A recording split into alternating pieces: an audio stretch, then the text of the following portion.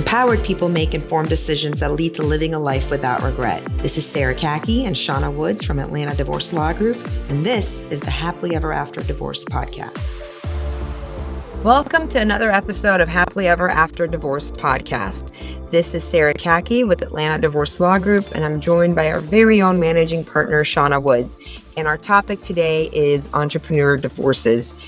Shawna, what does entrepreneur divorces have that's different than any other divorce that we do? What makes them different? Well, typically what you're dealing with is somebody who is a small business owner, either in conjunction with their spouse or on their own. And they could have several different businesses. They could have one. And it brings different factors into consideration, different issues that we have to discuss. A lot of people don't understand on the outset because they've never been told. When I say they don't understand, it's not because they're ignorant. They just never took into consideration that the business that they have created, usually with blood, sweat, tears, and lots of lost sleep, is marital. Right. And subject to the division. And so there's a lot of things that come into what does that mean? So one of the things that I would say, the first thing when we're talking about somebody with a small business, we have to figure out, are you a sole proprietor or is it a business? If you stopped working in it, if you went away, would the company go away? Or would the company be able to survive if someone else replaced you?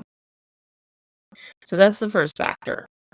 And then the second factor we start going into is, how do we value this thing? Mm-hmm. A lot of people will tell me, I have a lot of my business owners say, without me, this place is nothing. There's Right. absolutely no value. If I stop being who I am, there's no value to it. Well, okay, if you're a plumber and you are your sole employee and you go out and you fix the faucets, you're right. Without you, this company's not much.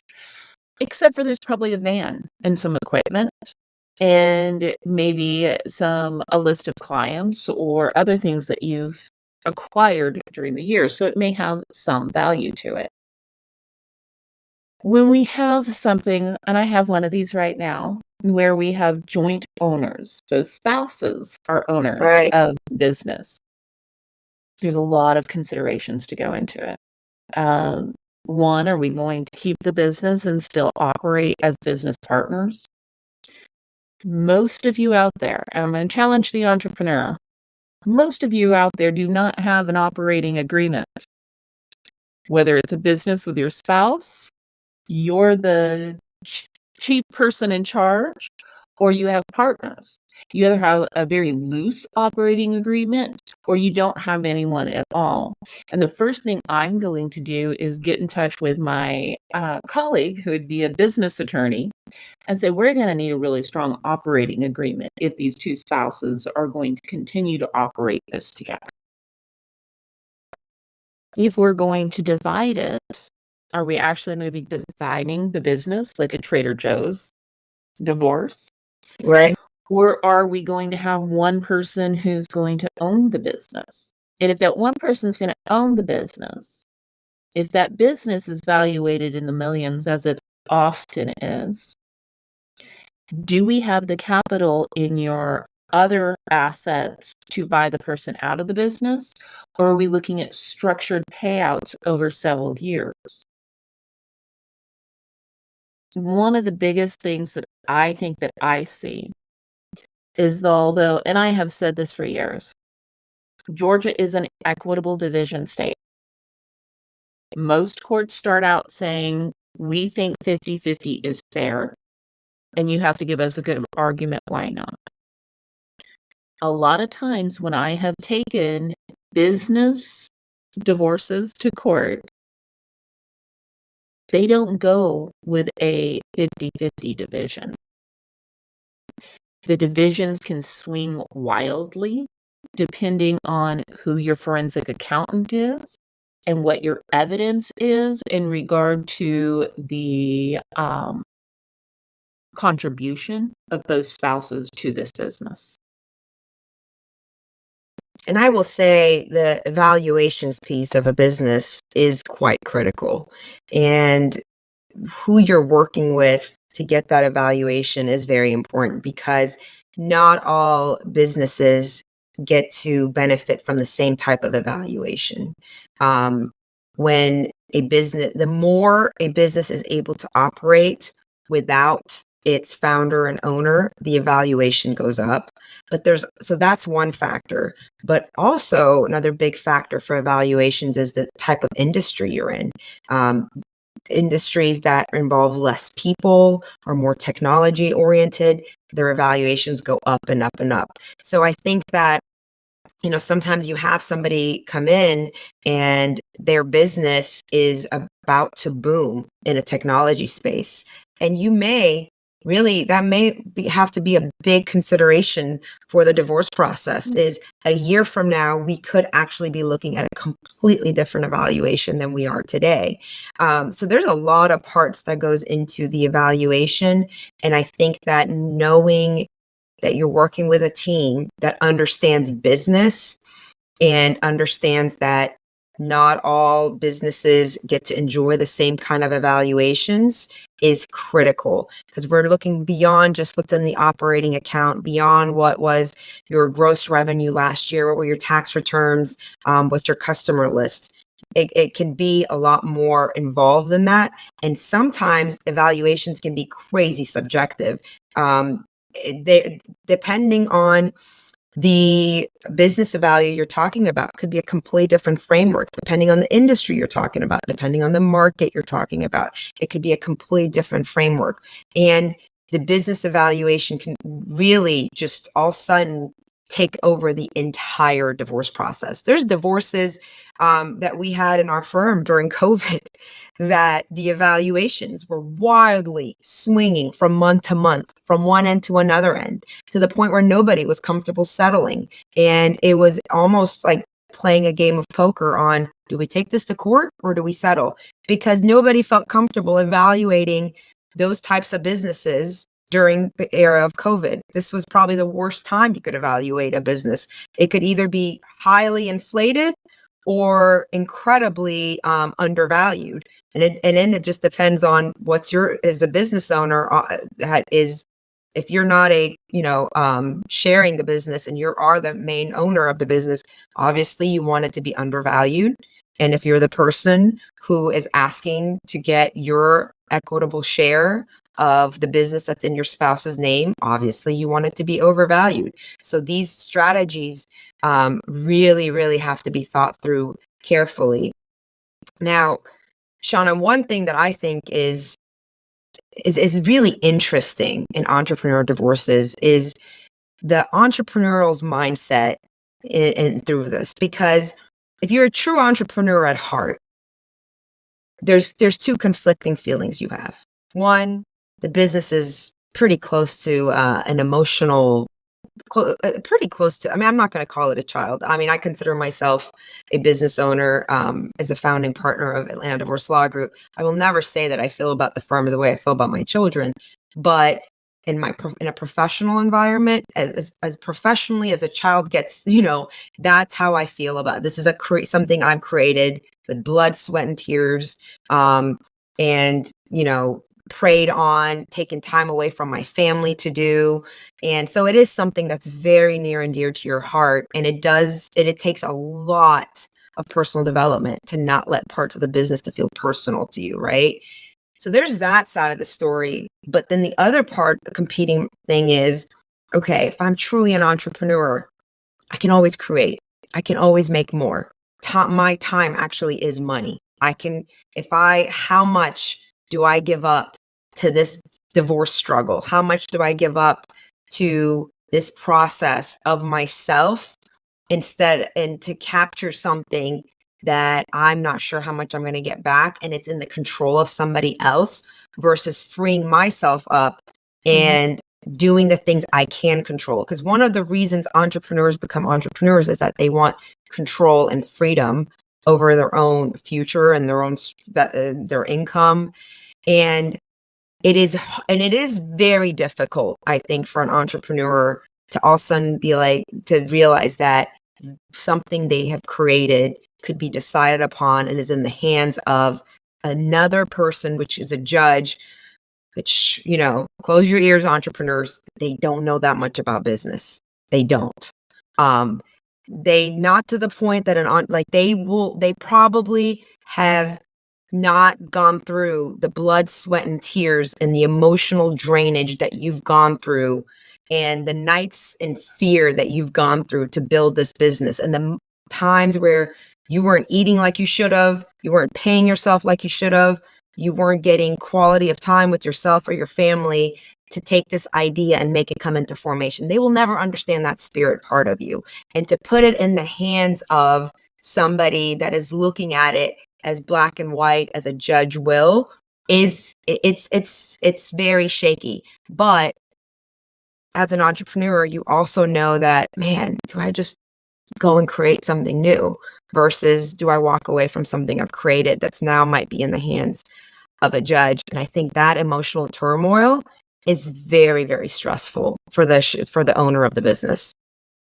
You're correct. I think that there's two mindsets, and you said a creator and an entrepreneur. And I think there's a difference between a business owner and an entrepreneur that is creative. Because I've had both. And I'm not going to say one is more tied to their business than the other, but in my experience, a person who's had one business, they're more emotional about the idea that this divorce may affect this business, that it affect their livelihood, affect what they have created because they put their heart and soul into this one thing, versus somebody who's created multiple businesses Right. who has the idea and understanding that they can walk away and recreate something else. And I've had, like I said, both of these situations.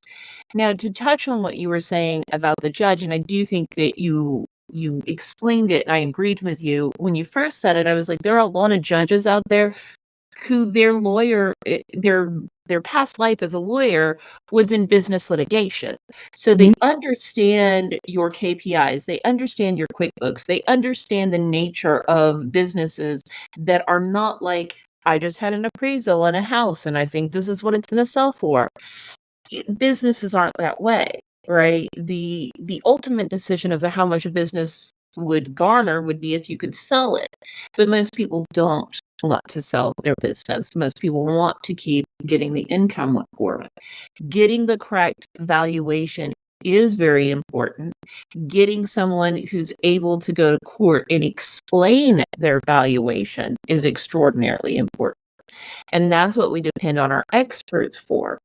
So the first thing that I do I mean, with all our clients, but with our business owners, with our entrepreneurs, tell me what your goal is, right?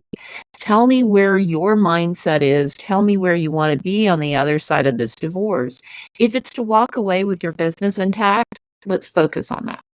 If it's, if I have to share this business with the other person, I'm okay with that because I have other fires and iron in the fires, I should Yeah. say. Yeah, that's fine too. So you have to understand where your client's coming from. And I think it does take a special mindset. When I first started 20 years ago, I didn't have that mindset. I had to teach myself the mindset because I hadn't familiarized myself with what it takes to be a business owner. I now, I go and network with people who are business owners. I hear their passion.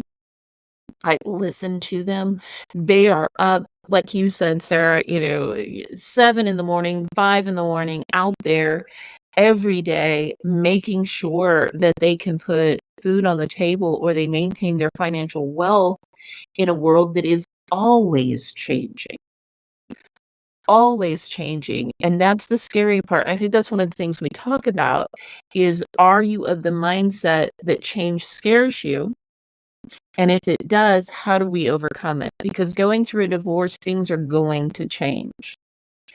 I And think my favorite thing that you brought such good clarity to is helping the client, asking the client, are you the owner of XYZ or ABC factory or are you an entrepreneur? Yes. I think helping them see that, do you want to be the business owner of this one business, or do you want to be an entrepreneur? Because if you see yourself as an entrepreneur, your emotional attachment and the emotional roller coaster of the divorce will not crush your clarity on deciding how much ROI is there in fighting this battle for the evaluation of this business and fighting this divorce and trying to get every dollar and cent out of that business back versus, you know what? My time is the most precious thing, because that is what the entrepreneur's mindset. My time is the most precious thing. If not this, next.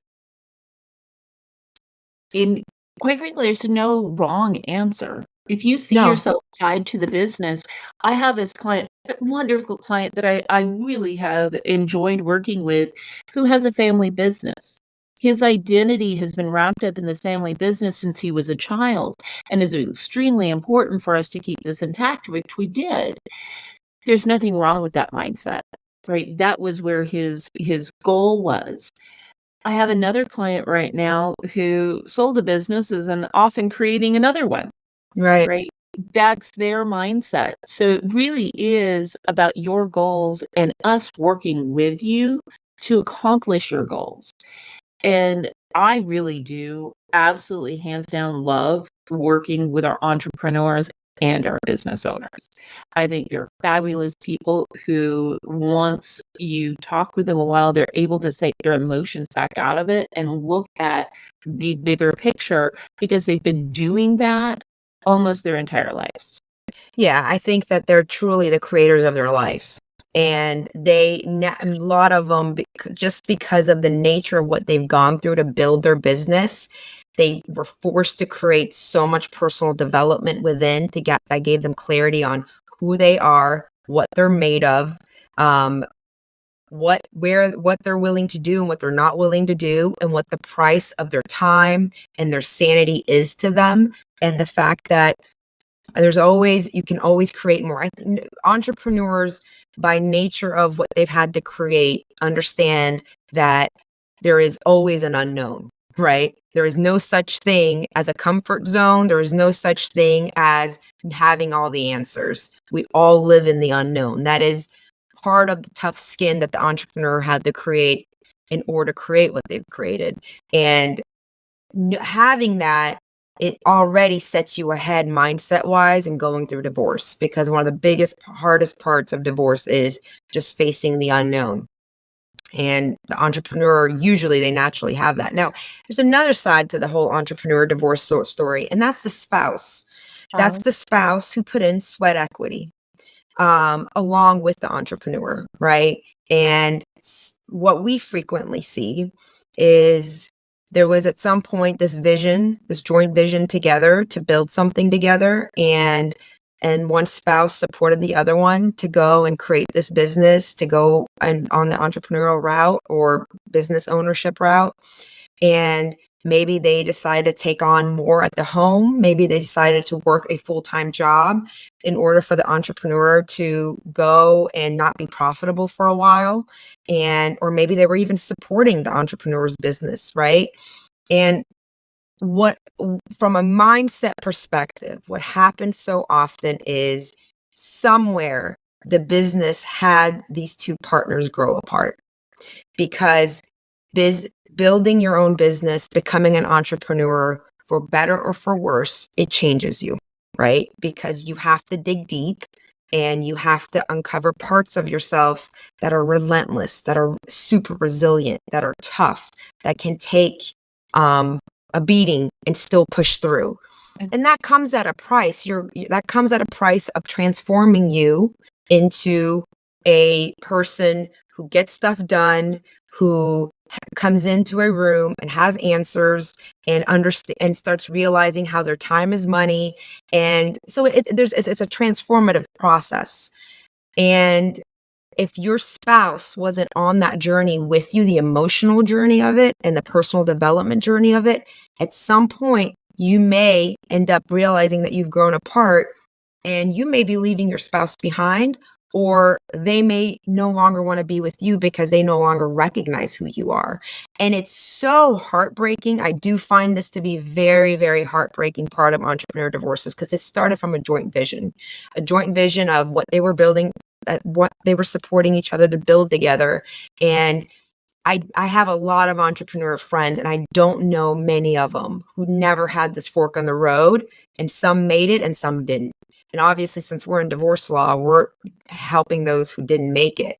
And I think that it doesn't mean that either party's a bad person or either party's a good person. It's just at some point, the business just created this divide between them that just grew bigger and bigger and bigger.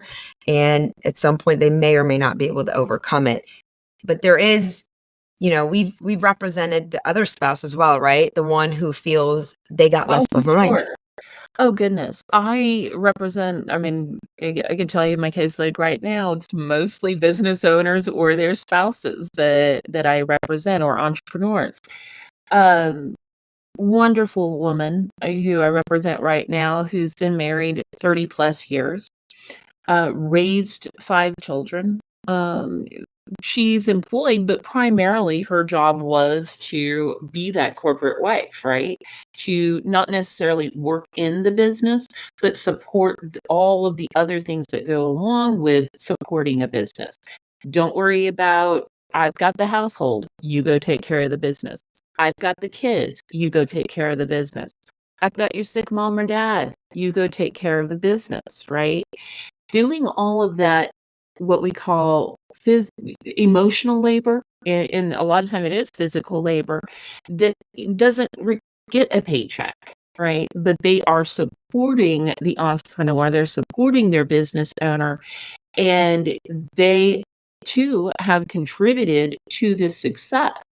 So just as much as the business owner identity is tied into the business, their identity may be tied into it too, because although they weren't working in the business, they were working to do everything else that that person didn't have to do so that they could go work those 12 to 16-hour days that we've all had to put in sometimes. So, yes, it is very emotional, I think, for both, because the business owner, the entrepreneur in that situation can think and can have that mindset. Okay, yes, I may have to give this person half of the value of this business, but then the business continues to grow.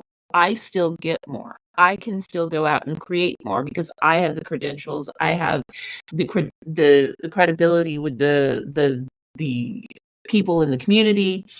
Um, and here's this person who's like, okay, this is all I get, right? Yeah. I'm not the creator. I'm not the entrepreneur. I'm not the person. So they're a lot more emotional sometimes about what it is and how I'm going to financially live on the amount that I have right now, or the amount that I'm going to get for the business. And a lot of times that comes, you're talking about fear, and the entrepreneur sometimes doesn't have that fear of the unknown. That spouse lives in that fear of Right. the unknown Right. because they've always depended on that person for their financial resource. So, Shauna, how much security does the system provide for the supporting spouse that did, take on personal blood, sweat, equity to pay that kind of blood, sweat, equity into supporting the other spouse to establish this? So I'm going to give you the best lawyer answer. It It depends. depends. Yeah. So what are some of the factors that you would analyze in that situation? The first factor that I'm going to analyze is, what are your expectations and are they reasonable? If you come to me and you are mid-50s and you are employable and you have a job and you could reasonably support yourself, but not to the level of lifestyle that you're used to. If you can reasonably support yourself and you're asking for lifetime alimony, the court's not going to support that. Mm, In my 20 years of experience, very few people have gotten lifetime alimony from the court. It does happen. I'm very happy when it happens. I could name names, but we're not going to. Um, that being said, so expectations are the first thing that I have to assess in my client because there's a fear factor out there. The second thing, and it's very important, is when we have sufficient information, which means sufficient discovery that I know whereabouts, this estate is valued at all in, I'm going to pull in our financial advisor to talk with my spouse who hasn't been in that realm, to talk to them about what their financial goals are.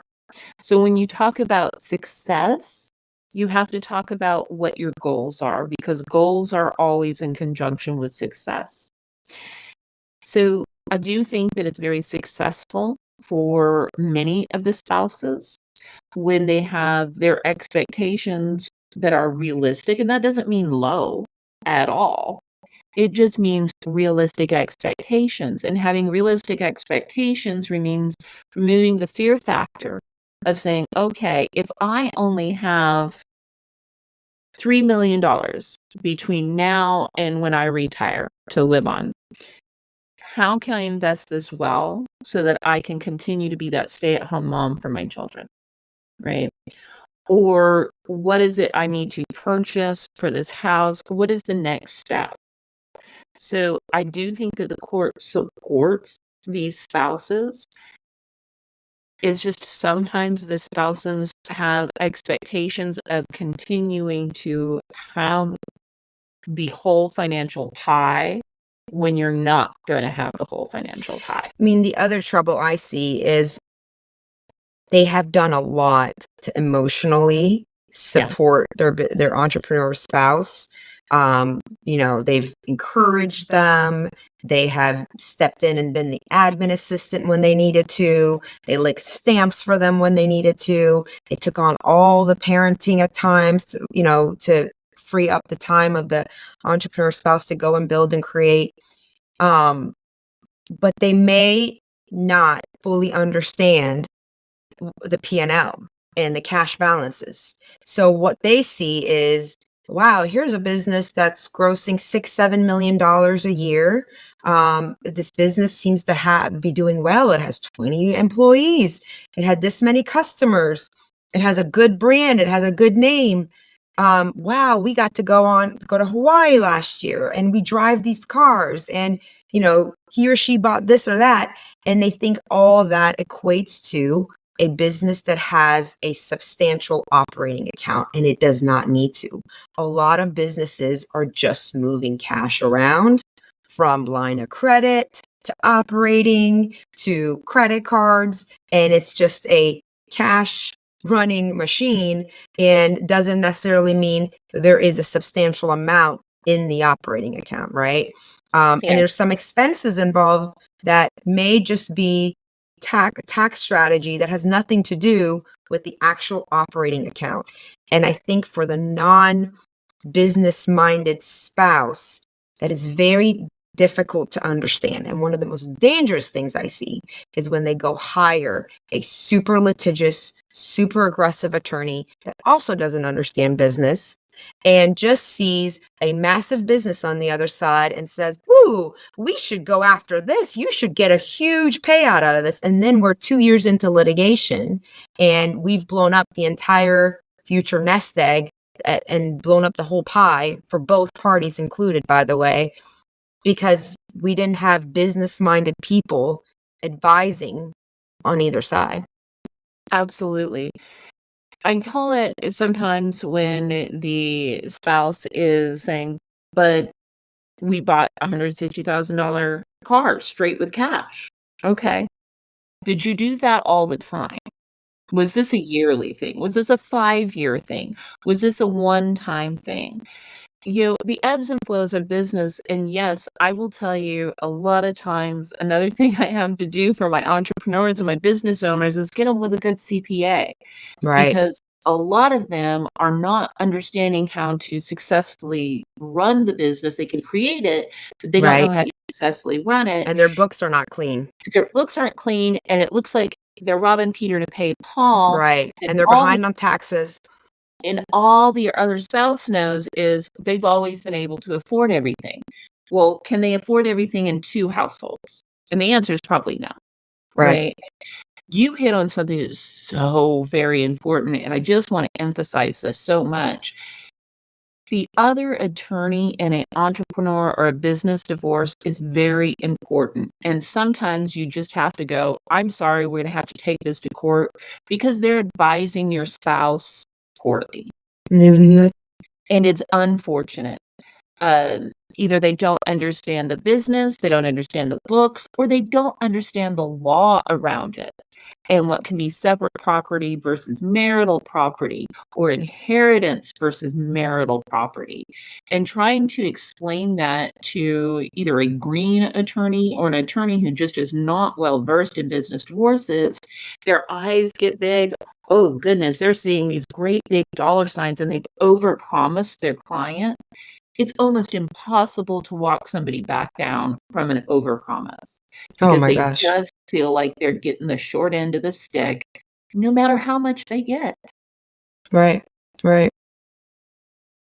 Talk me through this. A lot of business owners, for tax strategy purposes, will put their spouse on the payroll. You're Yep. shaking your head because there's a competing interest there between what the tax strategist CPA is going to tell the entrepreneur client versus what we're going to tell them about that, because we're looking at it and going, oh no, don't do that, versus because now you're giving more factors to the court to look at this as, okay, you both built this thing together, right? Versus the tax strategist that's saying, yeah, let's put him or her on the payroll because that would be great tax strategy. I got 3 of them right now. 3 of those right now. And I had to walk them through, okay, first of all, this is one of the things that happens. Usually what it is you're using it as a retirement fund, right? Yes. You probably are not paying them, quote unquote, salary directly. You may be, but most of the Yeah, you time, might be putting in an IRA for them. you're funneling an IRA, right? They don't really do anything, although they will tell you they went and answered the phones one time back in 1972. Uh, but for most of the time, they really haven't done much, and you have to pull that out in discovery. You have to be like, "This is not, a real job," because one of the things they'll do is say, "Oh, okay, you, fired me when the divorce started." "Well, no, I just stopped funneling your IRA," right? So that's one. And two, you really have to do a deposition and kind of pull out what they're trying to, or what they actually did at the business.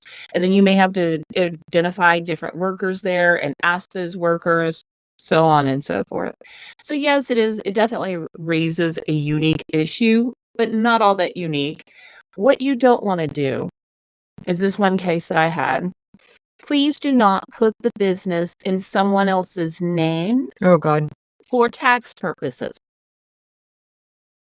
Um, that is probably the worst thing that you can do, because if it was separate property, you then gifted it either directly to that person or to the marriage. That's valuable advice. Thank you, Shawna. Thank you. Thanks for listening to the Happily Ever After Divorce podcast. If you'd like to learn more, go to atlantadivorcelawgroup.com/resources.